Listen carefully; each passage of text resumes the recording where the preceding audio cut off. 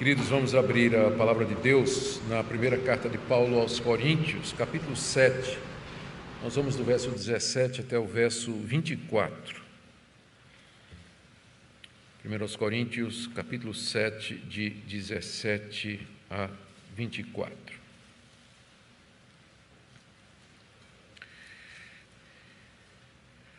Ouçamos a leitura da palavra de Deus. No mais, que cada um ande segundo o que o Senhor lhe concedeu, conforme Deus o chamou. É isso que ordena em todas as igrejas. Foi alguém chamado estando circunciso? Não desfaça a circuncisão. Foi alguém chamado estando incircunciso? Não se faça circuncidar.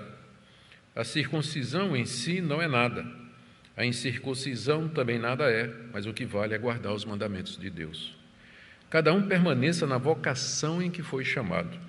Você foi chamado sendo escravo? Não se preocupe com isso. Mas se você ainda pode tornar-se livre, aproveite a oportunidade. Pois quem foi chamado no Senhor, sendo escravo, é liberto, que pertence ao Senhor. Do mesmo modo, quem foi chamado, sendo livre, é escravo de Cristo. Vocês foram comprados por preço. Não se tornem escravos de homens. Irmãos, cada um permaneça diante de Deus na condição em que foi chamado. A lição óbvia do texto é que ninguém se torna crente a não ser se for chamado. Não é isso? Ninguém pode se tornar cristão a não ser que seja chamado. 3 vezes o apóstolo Paulo fala a respeito disso aqui na passagem. Ele fala do chamado de Deus, do chamamento eficaz, da vocação de Deus para aqueles que são seus. Chamado que a gente resiste por um tempo, mas no momento de Deus, livremente, de espontânea vontade, nós nos achegamos a Cristo atendendo a esse chamado, a esse convite que Deus nos faz. Pai querido, nós queremos aprender mais da Tua Palavra, especialmente a respeito desse ensino de Paulo que nós devemos permanecer na condição em que o Senhor nos chamou.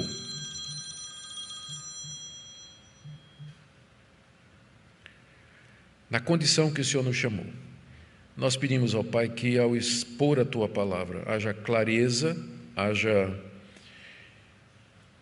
percepção e, acima de tudo, o desejo de fazer a Tua vontade. Que essa palavra seja aplicada ao nosso coração, em nome de Jesus. Amém. Meus irmãos, eu não estou esperando nenhuma chamada de Deus pelo celular.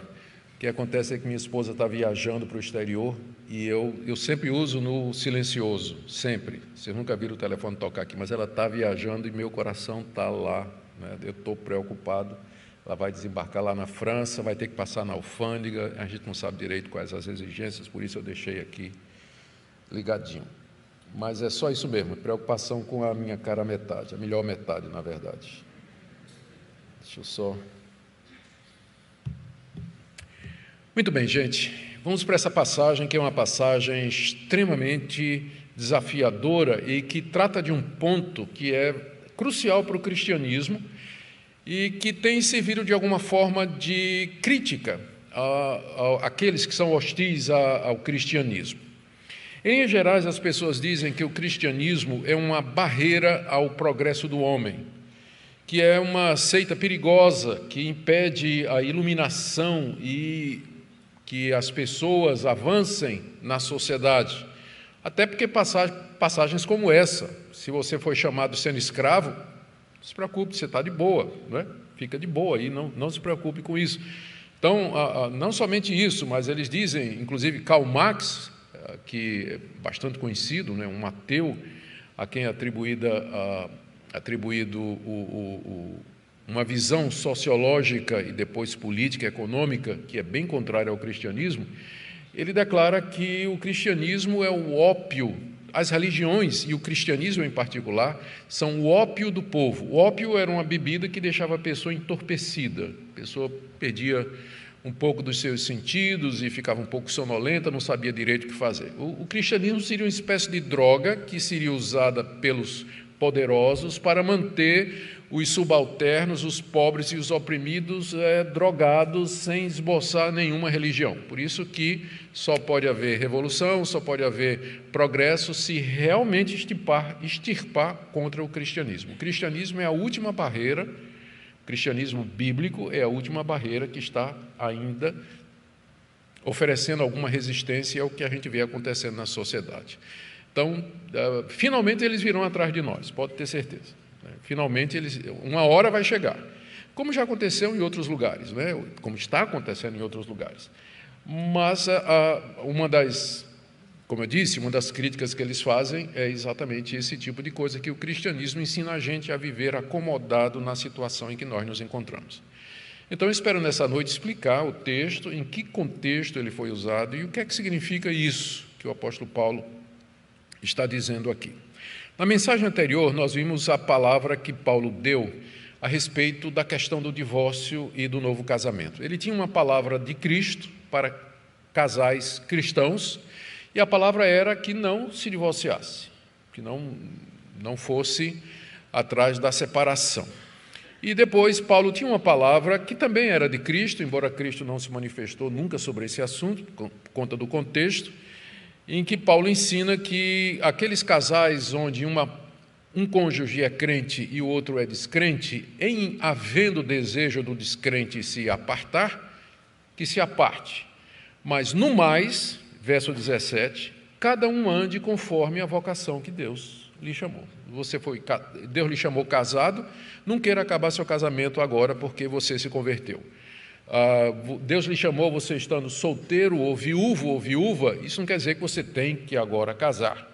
O cristianismo não requer necessariamente uma mudança de status quando a pessoa se converte. E aqui eu estou falando de status social, marital, civil, econômico, financeiro, racial. Não estou falando de outras mudanças que são óbvias que têm que acontecer, mas eu me refiro à condição na vida. Em outras palavras, nós podemos servir a Deus qualquer que seja o status e a condição em que nós nos encontramos. O cristianismo tem esse poder de acomodação ou adaptação a diferentes culturas, diferentes sociedades. Pessoas podem servir a Deus exatamente onde elas estão, na condição em que elas se encontram, na vocação em que Deus chamou. Solteira, casada, viúva, escravo, livre, judeu, gentil, rico, pobre, inteligente, não tanto, educado, sem muita condição de ter obtido uma educação. Então, esse é o grande poder do cristianismo. É isso que torna o cristianismo a maior religião do mundo, por assim dizer. Está presente em praticamente todos os países, embora que em alguns seja bastante reprimido.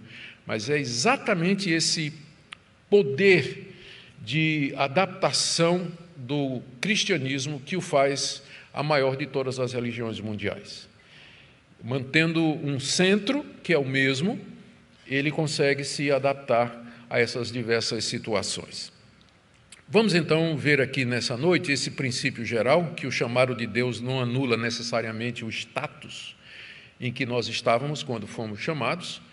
Depois nós vamos ver duas aplicações, uma a questão da nacionalidade e etnia e a outra com relação ao status social. E depois faremos algumas aplicações. E na próxima segunda, veremos esse princípio aplicado à questão do casado e do solteiro e da viúva, mais uma vez, que é assim que Paulo termina o capítulo 7. Então, vamos lá. O princípio é esse, que o chamado de Deus não altera a vocação, a minha vocação na vida, ou a maneira que eu vivia quando era chamado. Eu já citei aqui, já comecei a explicar, que o chamado de Deus é aquele chamado que Ele faz ao nosso coração de maneira eficaz através do ministério da palavra no poder do Espírito Santo. Há um chamado de Deus que é geral para toda a humanidade. O próprio Cristo mandou que os seus discípulos pregassem o Evangelho a toda criatura. Então, nós somos convocados por Deus a chamar todos os homens, todas as pessoas, ao arrependimento e à fé em Jesus Cristo. Entretanto, nem todos obedecem a esse chamado. Nem todos ouvem, nem todos compreendem e nem todos querem. Na verdade, a maioria absoluta detesta, rejeita, faz chacota, ridiculariza e não quer saber. Deus, na sua misericórdia, através da ministração do Evangelho, diz que a gente chama de chamado geral, Ele chama de maneira irresistível aqueles que Ele quer. E essa pessoa, assim chamada pelo Espírito Santo, um chamado interno lá dentro do coração, ela muito involuntariamente vem. Ela vem porque quer, ela vem disposta a isso. Uma vez que Deus vai lá no coração, ilumina o coração, abre o entendimento, mostra a situação de pecado em que a pessoa se encontra, dissipa as trevas do coração e apresenta Cristo de uma maneira tão maravilhosa que a pessoa não pode fazer outra coisa senão livremente se render a Jesus Cristo. É isso que a gente chama de chamado eficaz. É o chamado do Evangelho. E se você está aqui hoje, se você está ouvindo essa palavra e você é abençoado por essa palavra, é porque um dia Deus lhe chamou assim. Não significa uma conversão abrupta. Esse chamado ele pode ser respondido ou aceito em etapas. Tem pessoas que levam um processo, que envolve um processo a resposta, né, a resposta positiva. Pessoas que são chamadas imediatamente, como o apóstolo Paulo na estrada de Damasco. Outras são como Timóteo, que nasceu num lar cristão. A avó era crente, a mãe era crente, né, e a gente não sabe nem quando Timóteo aceitou o chamado, mas ele em algum momento da vida dele aceitou. E o apóstolo Paulo aceitou lá no caminho de Damasco, mas porque Deus o chamou de uma forma irresistível. Porque antes ele já tinha ouvido o Evangelho quando viu a pregação de Estevão, Atos capítulo 7, e participou daqueles que apedrejaram aquele primeiro grande pregador cristão até a morte. Então, quando Paulo fala aqui de chamado ou de vocação, ele se refere a esse chamado irresistível de Deus pela palavra, mediante o Espírito pelo qual nós nos tornamos cristãos, nos tornamos seus filhos, somos justificados, perdoados e passamos a fazer parte do povo de Deus. Paulo diz aí no verso 17 que cada um deve andar segundo o que o Senhor lhe concedeu, conforme Deus o chamou. Ou seja, que cada um continue a viver naquela mesma condição em que estava quando Deus lhe concedeu vida através do Evangelho. Que continue a viver do jeito que vivia quando Deus lhe chamou de maneira irresistível. É claro que Paulo aqui não está se referindo a situações e maneiras de viver que sejam pecaminosas. Nós já vimos no capítulo 6, se você quiser voltar um pouquinho, o apóstolo Paulo, no verso 9, ele diz assim, do capítulo 6, vocês não sabem que os injustos não herdarão o reino de Deus? Não se enganem, nem imorais, nem idólatras, nem adúlteros, nem afeminados, nem homossexuais, nem ladrões, nem avarentos, nem bêbados, nem maldizentes, nem roubadores herdarão o reino de Deus. Alguns de vocês eram assim, mas vocês foram lavados, foram santificados, foram justificados no nome do Senhor Jesus Cristo e no Espírito do nosso Deus. Ou seja, algumas pessoas que agora eram membros da igreja de Corinto, elas viviam de uma forma completamente desagradável a Deus, como, por exemplo, os idólatras, ou os que praticavam adultério. Mas quando Deus os chamou, eles mudaram o estilo de viver. Mas agora, aqui no capítulo 7, quando Paulo diz que cada um permaneça na condição em que foi chamado, está excluído, é claro, aquelas situações e aquelas condições em que a pessoa vivia e que vivia em estado de pecado ou uma prática pecaminosa diante de Deus. Paulo está falando das vocações, dos chamamentos e da maneira de viver que são pertinentes à sociedade humana, que são comuns à sociedade humana. Ele vai dar 2 exemplos mais adiante. Paulo, então, aqui, quando ele fala cada um permaneça do jeito que Deus o chamou, ele se refere ao status civil, social, financeiro, étnico. E veja que no final do verso 17 ele diz, é isso que eu ordeno em todas as igrejas. Ele pode ordenar porque ele é apóstolo de Cristo, não só da igreja de Corinto, mas de todas as igrejas cristãs daquela época, porque essa era uma das condições, era um dos privilégios ou prerrogativas dos apóstolos de Cristo Jesus. Eles tinham autoridade sobre a igreja toda. Todas as igrejas estavam debaixo da autoridade dos apóstolos de Jesus Cristo. Paulo diz aqui que ele ordena isso em todas as igrejas, como que para dizer aos coríntios, vocês não vão ser exceção. E até que os coríntios queriam exceção. Lembra que a gente viu na segunda-feira passada? Quem estava casado queria se divorciar, queria se separar, não é? E Paulo diz, não, você fica na situação em que você está quando Deus chamou. O Evangelho não obriga você a se separar. O fato de que você se converteu não quer dizer que você vai se separar. Permaneça na vocação em que você se encontra. Isso eu ensino em todas as igrejas. Vocês não querem ser uma exceção, né? Portanto, obedeçam. Agora vamos ver duas aplicações desse princípio. O primeiro, com relação à nacionalidade e cultura. Está aí do verso 18 até o verso 20. Foi alguém chamado estando circunciso, não desfaça a circuncisão. Foi alguém chamado estando incircunciso, não se faça circuncidar. A circuncisão em si não é nada, a incircuncisão também nada é, mas o que vale é guardar os mandamentos de Deus. Aqui o que Paulo está dizendo é o seguinte, ele está fazendo a aplicação desse princípio. Um judeu que se converte a Cristo, ele não precisa deixar de ser judeu. Ele até usa uma expressão aqui, foi alguém chamado estando circunciso. A circuncisão era a marca identificadora do judeu. Na verdade, eram 3 marcas do judeu. Era a circuncisão, a dieta, ele não comia aqueles animais proibidos lá no livro de Levítico, e o calendário, ele guardava aquelas festas religiosas e o sábado. Então, se você perguntasse a alguém no primeiro século o que é um judeu, ele ia dizer, alguém que não come carne de porco, não trabalha no sábado, e que quando o filho nasce, ele corta a ponta do órgão masculino. Então, era isso o que identificava um judeu.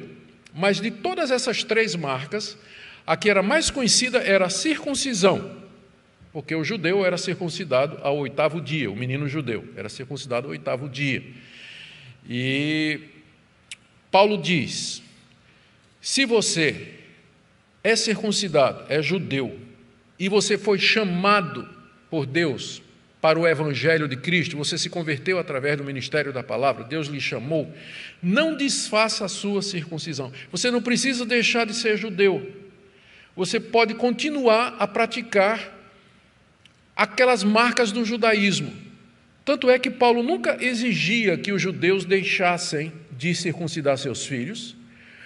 O próprio Paulo, no sábado, Paulo era judeu, nos sábados ele ia para a sinagoga, e se você estudar o livro de Atos, você vai ver que ele se esforçava por estar em Jerusalém na época das festas, porque ser um bom cristão não significa ser um mau judeu, uma vez que você guarde aquelas tradições judaicas, não para a salvação, mas como identificadores culturais da sua raça. Você é um judeu e faz parte, já deixou até de ser uma questão religiosa. Hoje, judeus que nem que são ateus, eles permanecem nessas tradições, porque faz parte da cultura de ser judeu. Então, se você é judeu e foi chamado para Jesus Cristo, não desfaça a circuncisão. A gente pensa que aqui é espiritual, né? Mas não. Havia uma cirurgia, eu até anotei o nome aqui, chama-se epispasmo, em que alguns judeus revertiam a circuncisão, e era geralmente feita pelos judeus na diáspora, os judeus que moravam lá entre os gregos, que não queriam mais se identificar com o seu povo, não queriam mais ser conhecido como judeu, então era possível fazer essa cirurgia chamada de epispasmo, em que ele revertia a circuncisão. Isso é citado no primeiro livro dos Macabeus, isso é citado por Flávio Joséfo e outras autoridades a respeito do assunto. Então, você tem as marcas da sua nacionalidade, da sua etnia, Cristo chamou assim, não desfaça. Não desfaça isso. A gente pode pensar em outras marcas, não é? Por exemplo, na cultura islâmica, o uso do véu pela mulher, Cristo chamou, não precisa deixar de usar isso, que é um sinal identificador da sua raça. Eu sei também que algumas tribos africanas têm aqueles cabelos bonitões, né? Todo encaracolado, Rastafari parece o nome, não é? Ou qualquer outra coisa assim. Deus lhe chamou, você não precisa desfazer as marcas da sua etnia. Não precisa. Você pode ser cristão e continuar ainda fazendo parte do seu povo e das tradições do seu povo. É claro, desde que não sejam tradições que estejam envolvidas com religião, com idolatria, com superstição, ocultismo ou feitiçaria, ou qualquer coisa dessa natureza. Mas o que for cultural, o cristianismo não impõe. O cristianismo não tem uma cultura, não existe isso de uma cultura cristã. O cristianismo vai para todas as culturas, todas elas. Todas elas. E é por isso, como eu disse, que o cristianismo é uma religião universal. E ela é professada por raças, tribos, povos distintos e diferentes daquilo que nós somos aqui no Brasil. Pode ter certeza disso. Então, você foi chamado, voltando aqui ao verso 18, foi alguém chamado estando circunciso, não desfaça a circuncisão, como alguns judeus da diáspora faziam para se livrar da pecha, né, ou daquele identificador da religião, da etnia. Da mesma forma, ele diz aqui no final do verso 18, foi alguém chamado estando incircunciso, ou seja, um gentil, alguém que nunca foi circuncidado, né, um romano, um grego, os moradores de Corinto, né, que não eram judeus, você foi chamado e você não era circuncidado, não se faça circuncidar como alguns judeus cristãos queriam que os gentios fizessem. Aliás, essa foi uma das maiores brigas, se não a maior, do apóstolo Paulo. A carta aos Gálatas foi escrita exatamente por isso, porque alguns fariseus, judeus circuncidados, que se tornaram cristãos, eles disseram que os não-judeus, para fazerem parte da igreja, tinham que se circuncidar e guardar a lei de Moisés. E Paulo disse, mas de jeito nenhum. A salvação não é pela circuncisão, não é pela lei de Moisés, é pela fé em Cristo Jesus. Nós não temos que impor a quem não é judeu alguma coisa que é exclusivamente distinta do povo judeu, que era o símbolo da aliança de Deus com Abraão. Nós não temos que fazer isso. E essa foi a briga de Paulo. Você encontra Paulo brigando, você vai ver no capítulo, no 2 aos Coríntios, quem acompanhou a exposição de 2 aos Coríntios aqui, o ano passado, vai lembrar disso, né? A briga de Paulo contra os falsos apóstolos judaizantes. Na 2 aos Coríntios, capítulo 3, você já vê o apóstolo Paulo tratando disso aí. Paulo trata disso em toda a carta aos Gálatas. Aliás, a carta aos Gálatas foi escrita exatamente por isso, porque o pessoal queria, falsos mestres tinham entrado na região da Galácia, que Paulo tinha evangelizado, e estavam dizendo que os irmãos tinham que se circuncidar. Você encontra Paulo rebatendo isso na primeira a Timóteo, você encontra ele falando disso em Colossenses capítulo 2, quando ele diz que nós já fomos circuncidados com a circuncisão de Cristo, da qual o batismo é o símbolo.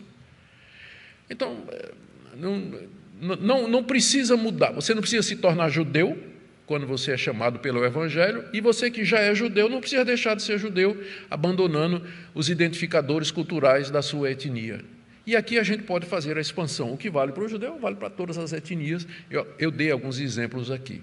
Mas o princípio é esse, cada um permaneça na vocação em que Deus o chamou. Você não é obrigado a desfazer a sua nacionalidade, aquilo que você é, a sua cultura, a sua identidade étnica por conta do Evangelho. Na verdade, o Evangelho, ele eleva, aliás, né? ele dá valor a essa diversidade, essa variedade que nós temos no mundo, uma vez que todos nós procedemos do mesmo Deus. Um gentio, então, não precisava se circuncidar, nós já vimos esse ponto aqui. As razões que Paulo apresenta, eu já adiantei, estão aí no verso 19. Ele diz que a circuncisão em si não é nada, a incircuncisão também não é nada. Ou seja, não faz diferença. A circuncisão não salva, a incircuncisão também não salva. O que salva, diz ele no verso 19, é você guardar os mandamentos de Deus. Não adianta você ser um judeu circuncidado, guardar todas as leis dietárias, guardar todo o calendário, se você não anda em obediência aos mandamentos de Deus. Paulo aqui com certeza está se referindo aos 10 mandamentos. Da mesma forma, o não-judeu, se ele não obedecer a Deus e seguir a vontade revelada de Deus, ele também não vai ser salvo. É claro que Paulo aqui não está tendo uma queda aqui, uma recaída, né, do tempo que ele era fariseu, dizendo que a salvação é por obras e pela guarda da lei. Não. Toda vez que Paulo fala de que a obediência salva, ele se refere à obediência que procede da fé. A fé verdadeira, ela nunca vem sozinha, ela sempre vem acompanhada da obediência, da esperança, do amor e de boas obras. Então, às vezes ele fala, a salvação é pela fé, e às vezes ele parece estar dizendo que a salvação é pelas obras. São dois lados da mesma moeda. Onde está a fé verdadeira, estão boas obras. Onde está a fé que salva, está a esperança, está o amor, está a caridade para com o próximo. Por isso que, às vezes, um é citado em lugar do outro. Como ele diz aqui, o que importa é obedecer os mandamentos de Deus. Ele se refere à obediência que é fruto da fé em Cristo Jesus. É isso que salva e não esses marcadores, esses identificadores, quer sejam religiosos ou étnicos. Agora vamos ver esse princípio aplicado a uma situação um pouco mais complexa, que está aí do verso 21 a 24, que é a questão da escravidão. Paulo repete esse mesmo princípio no verso 20. Cada um permaneça na vocação em que foi chamado. Cada um permaneça na vocação. A vocação aqui, já disse, é o status na vida, marital, civil, religioso, étnico. Né? Cada um permaneça na vocação em que Deus lhe chamou. O que é que você era quando se converteu? Como você vivia, qual era a sua nacionalidade, o seu estado civil, sua situação, como era? Permaneça. Veja que Paulo aqui, ele está falando para uma primeira geração de cristãos, e ele está pressupondo aqui que todo mundo se converteu adulto. Ele não está falando de uma segunda geração, quando pessoas já nascem de família cristã. Mas ele está falando aqui de pessoas da fronteira missionária, né? Pessoas que se converteram com a pregação do Evangelho. Ele repete o princípio, cada um deve permanecer como era, na condição em que Deus o chamou. E aqui ele faz uma aplicação, no verso 21. Você foi chamado sendo escravo? Não se preocupe com isso, mas se você ainda pode tornar-se livre, aproveite a oportunidade. Vamos falar primeiro, para a gente entender aqui, vamos falar um pouquinho primeiro de como era a escravidão no Império Romano. Havia milhões de escravos no primeiro século no Império Romano, em todas as suas províncias. Pessoas eram escravos por nascimento, elas nasciam de gente que já era, os pais já eram escravos, e eles nasceram filhos de escravos, e aí permaneciam como escravos. Outros eram escravos prisioneiros, que haviam se tornado escravos porque eram prisioneiros de guerra. E aí, às vezes, você tinha gente muito culta, filósofos, professores, eruditos, que eram escravos, eram levados para instruir os filhos do seu patrão, né? Aula particular, eram mentores, tutores, pedagogos, eram muita gente escrava, que na sua cultura, que tinha sido subjugada na guerra, eles eram pessoas de grande conhecimento, eram nobres, às vezes, da realeza, mas agora o país perdeu a guerra, eles foram levados como escravos para servir. Um exemplo disso, Daniel, lá na Babilônia, era da nobreza, era uma pessoa extremamente culta, preparada, mas foi servir como escravo lá, era servo lá da Babilônia, e tantos outros, né? O próprio Neemias, que era copeiro do rei, ele foi levado como escravo para a Babilônia. Então, tinha gente que era escravo por conta das guerras. Tinha gente também que se vendia para pagar dívida. Você não tinha com que pagar dívida, você se vendia como escravo. Se vendia como escravo para pagar dívida.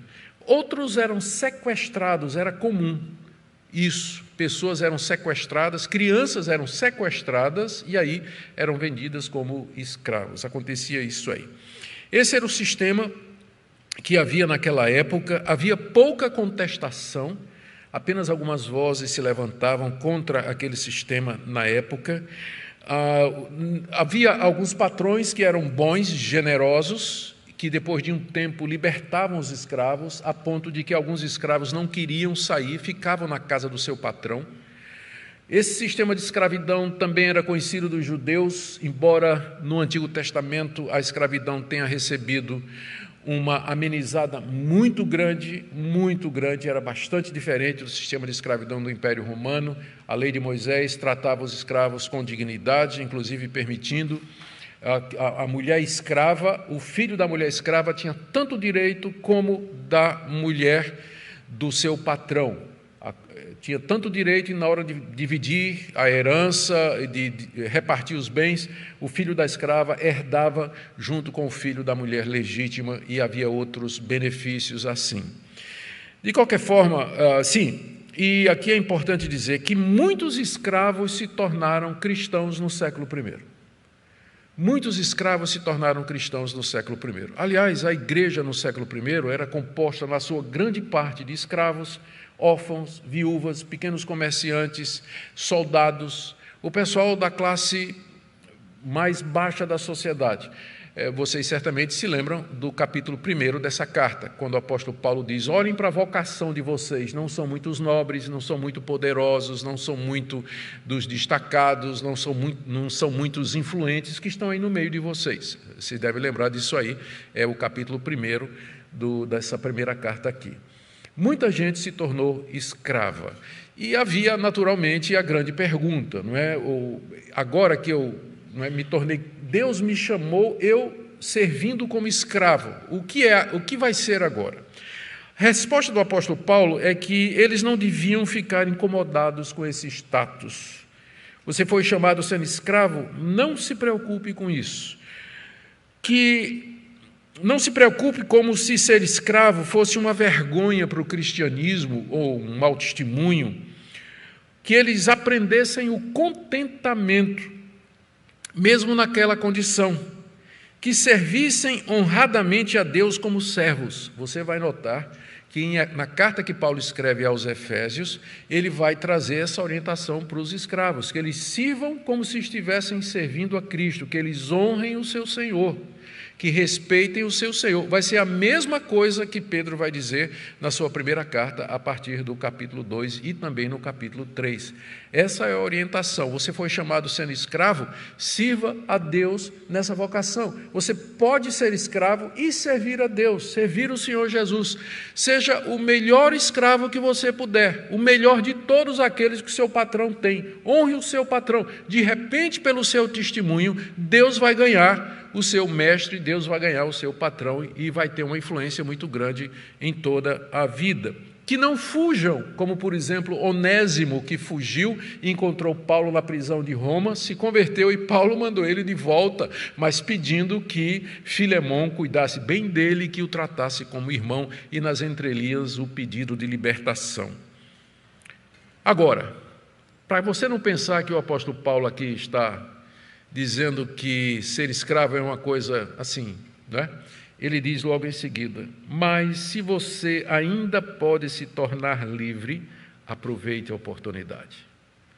De que maneira um escravo podia se tornar livre? Ele podia comprar a sua liberdade com dinheiro, ele podia ser liberto pelo seu patrão, que se fosse um homem generoso, ou se o patrão se tornasse cristão. Há muitas histórias na tradição do cristianismo de patrões que se tornaram cristãos e liberaram seus escravos.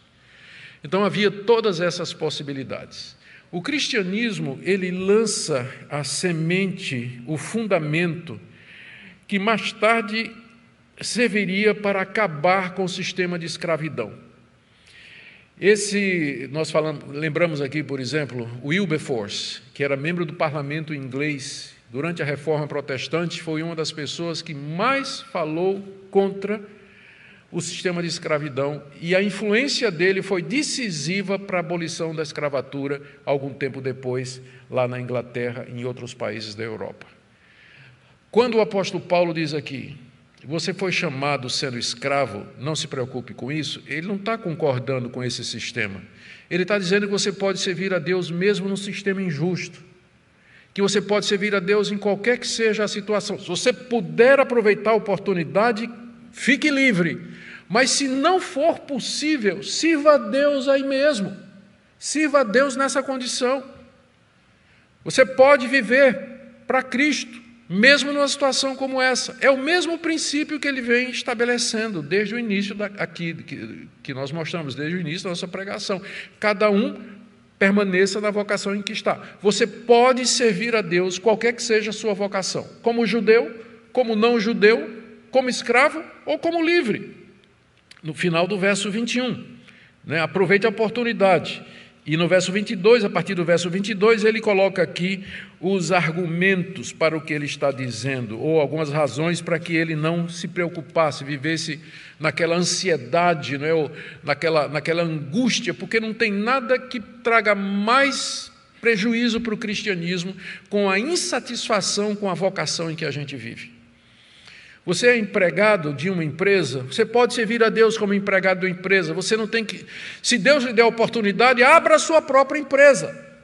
Mas enquanto não chega a isso, você tem que estar ali, tem que bater ponto, tem que trabalhar uma jornada complicada, um salário apertadinho, você pode servir a Deus lá na sua empresa. Você pode servir a Deus, não espere abrir sua empresa para servir a Deus. Se tiver oportunidade, faça isso, mas se não, sirva a Deus onde Deus lhe colocou, onde Deus colocou você. Então, contentamento com o status que Deus nos deu, esse é o ponto aqui. Você pode servir a Deus, qualquer que seja a vocação que Deus lhe chamou. Olha os argumentos de Paulo aqui no verso 22. Pois quem foi chamado no Senhor, sendo escravo, é liberto que pertence ao Senhor. O escravo crente, na verdade, ele é livre, porque ele foi liberto da pior de todas as escravidões, que é a escravidão ao pecado, ao mundo, à morte e ao inferno. Ele foi liberto, ele é um homem livre, ainda que escravo naquele contexto em que ele vive. Da mesma forma, final do verso 22, quem foi chamado sendo livre é escravo de Cristo. Quer dizer, de um lado ou de outro, nós somos de Cristo. Ou livres em Cristo, ou escravos em Cristo, que é a mesma coisa. Eu sou livre em Cristo, ou seja, ainda que eu externamente estou debaixo da autoridade, da posse, sou a posse de alguém, mas eu sou livre em Cristo Jesus. No final, eu pertenço a Jesus Cristo. Ele haverá de me libertar de todo jugo. E, finalmente, Ele haverá de me introduzir na liberdade plena. Eu sou um homem livre, mas isso significa que eu posso fazer o que eu quero? Não, porque eu sou escravo de Cristo. Eu vivo para fazer a vontade dEle. Eu vivo para servir a Ele.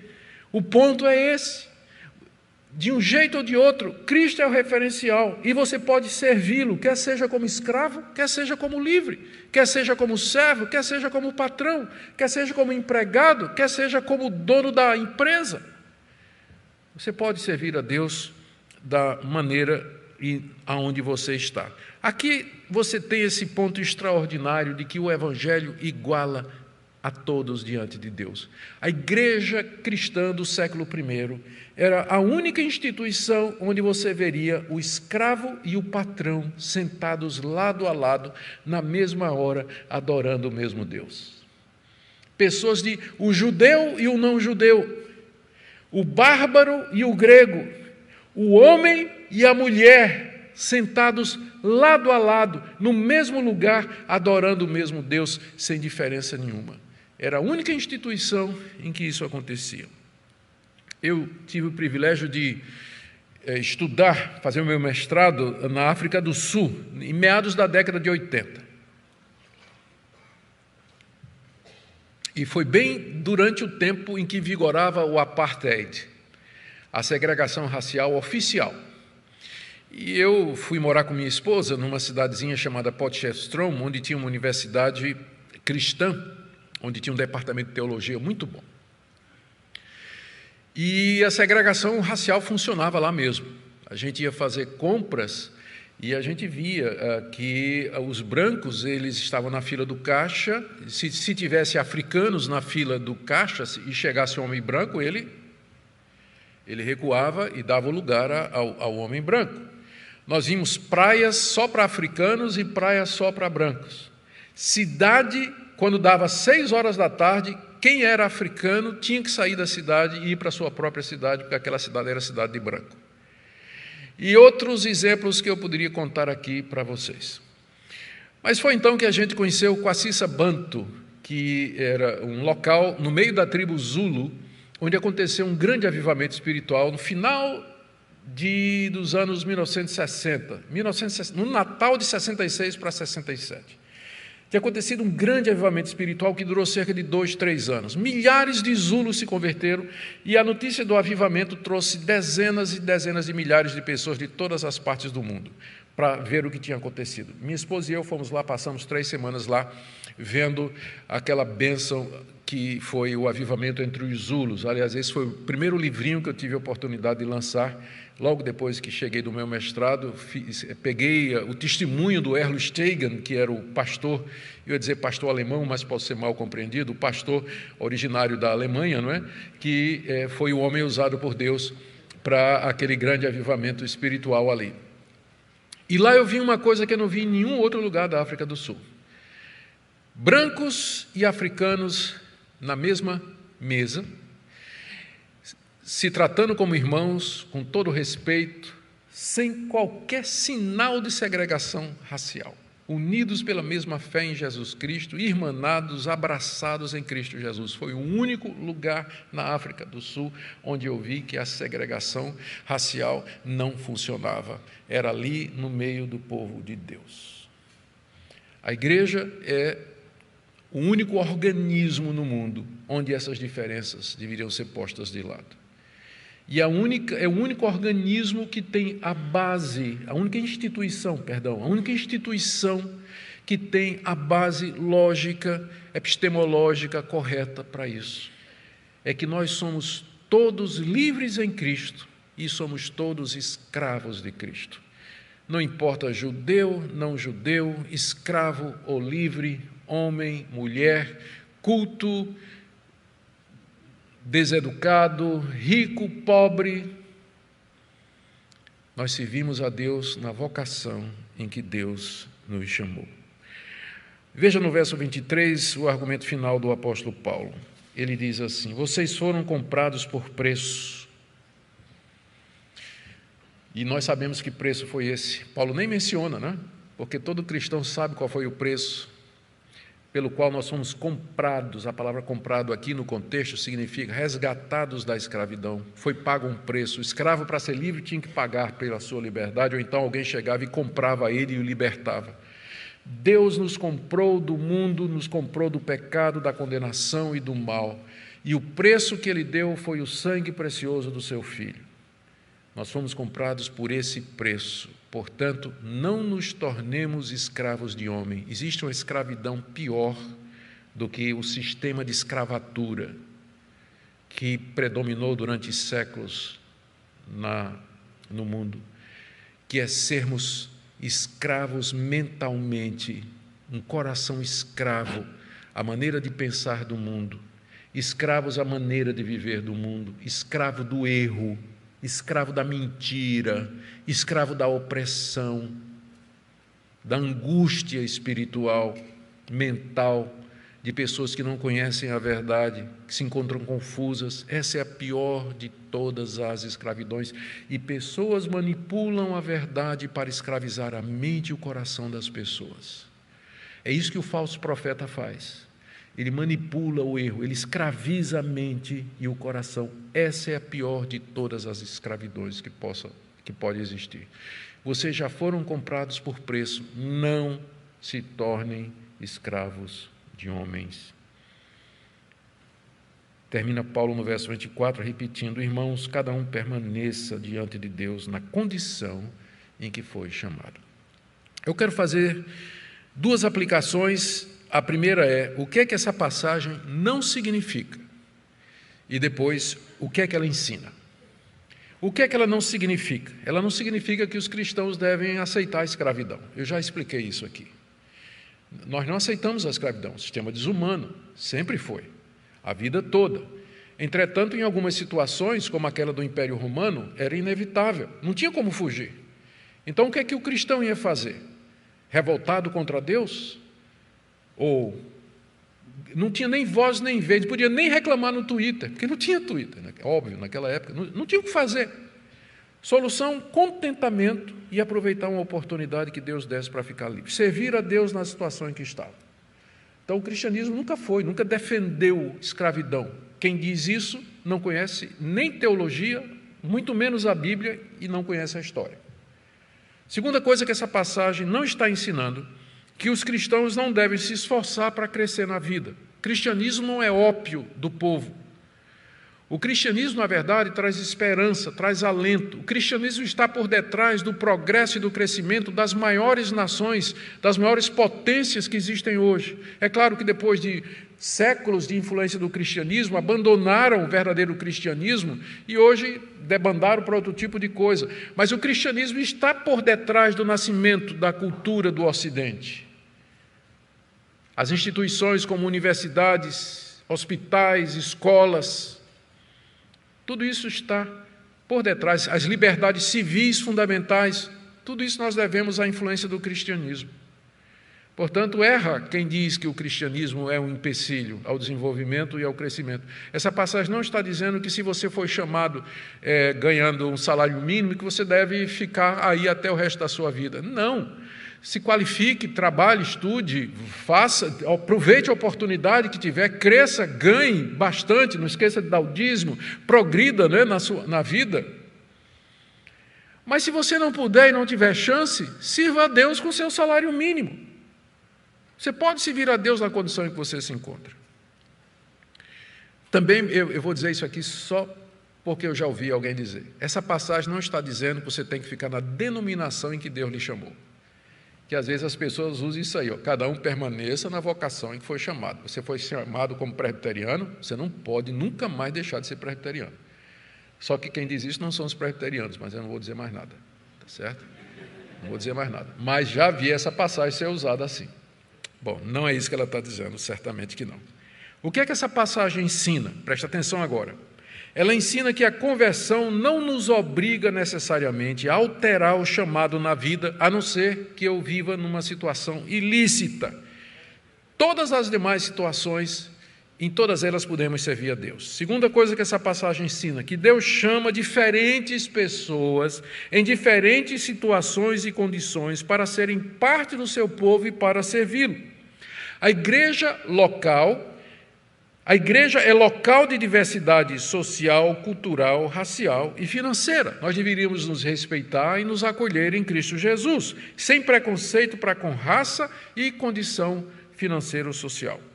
Terceiro, essa passagem nos ensina que a fé em Cristo nos capacita a servir a Deus em toda e qualquer situação em que nós nos encontramos. Não existe nenhuma situação lícita em que você não possa servir a Deus. Quarto, lembremos aqui o ensino da Reforma Protestante, conhecido como o sacerdócio universal dos santos. Que doutrina era essa? Para entendê-la, lembrar o que aconteceu na Idade Média. Surgiu o conceito de sagrado e profano, clérigo e leigo, o sacerdote e o povo. A ideia de que ser um padre, um monge, era uma vocação superior às demais. Por quê? Porque o padre era aquela pessoa especial que, através das palavras ditas na ceia, na missa, transformava o pão e o cálice no corpo e no sangue de Cristo. Então, ele era uma pessoa especial, era uma pessoa distinta. Havia essa separação entre clérigo e leigo. Os reformadores acabaram com isso, eles disseram: todo crente é um sacerdote, serve a Deus aonde Deus o chamar, e com isso dignificou o trabalho. Você pode, seu trabalho de dona de casa, de motorista de Uber, de médico, é tão espiritual quanto o meu de pastor e pregador do Evangelho. É espiritual do mesmo jeito, não tem distinção. Deus chama um para uma função, outro para outro. E aqui tem uma lição que eu quero trazer.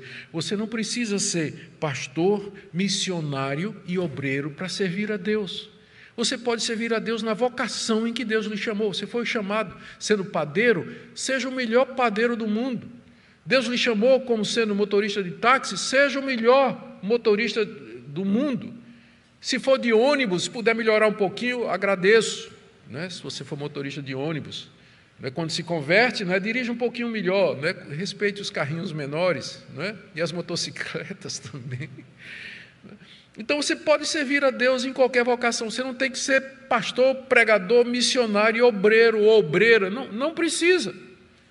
Cada um pode servir a Deus na vocação em que Deus o chamou, a não ser que Deus o chame especificamente para esse tipo de coisa. Eu quero, então, encorajar vocês terminando aqui, quero encorajar vocês a refletir sobre o que vocês ouviram aqui. Agradecer a Deus as circunstâncias e a condição em que você está. Eu sei que às vezes você pode estar aí dizendo, meu Deus, isso aqui não pode ser para mim, né? É porque o pastor não tem ideia da situação em que eu me encontro. Eu não sei, mas Deus sabe.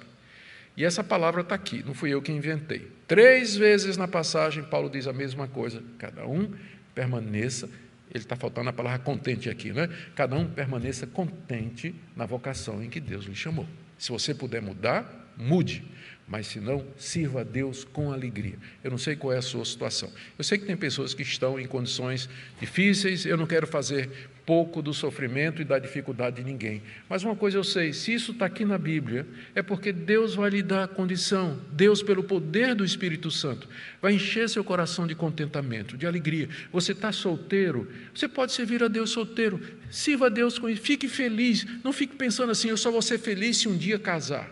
Por quê? Tem muita gente casada e infeliz, que gostaria de não ter casado, mas agora é tarde.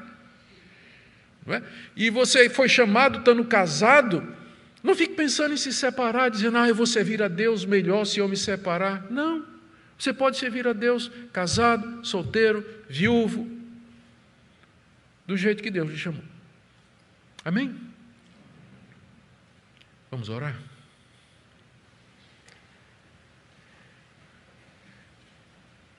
Senhor, nós confiamos na Tua promessa. Essa palavra foi lançada com base nessa promessa, de que o Senhor vai testificar dela nos corações. Eu quero orar por aqueles, ó Deus, que estão em situações e condições e vocações difíceis, angustiantes, talvez um emprego complicado, um subemprego, um desemprego, talvez um relacionamento difícil com o marido, com a esposa, talvez sofrendo preconceito racial, onde quer que se encontre, o bullying na escola, na universidade. O Senhor nos mostra de que maneira nós podemos florescer aonde o Senhor nos plantou, onde nós podemos dar fruto, onde o Senhor nos instalou, para que nós possamos Te servir não somente quando as coisas estão boas e bem, e que tudo corre a nosso contento, mas a Te servir em toda e qualquer situação. Obrigado pela Tua palavra. Enche-nos de alegria em Te servir. Em nome de Jesus. Amém.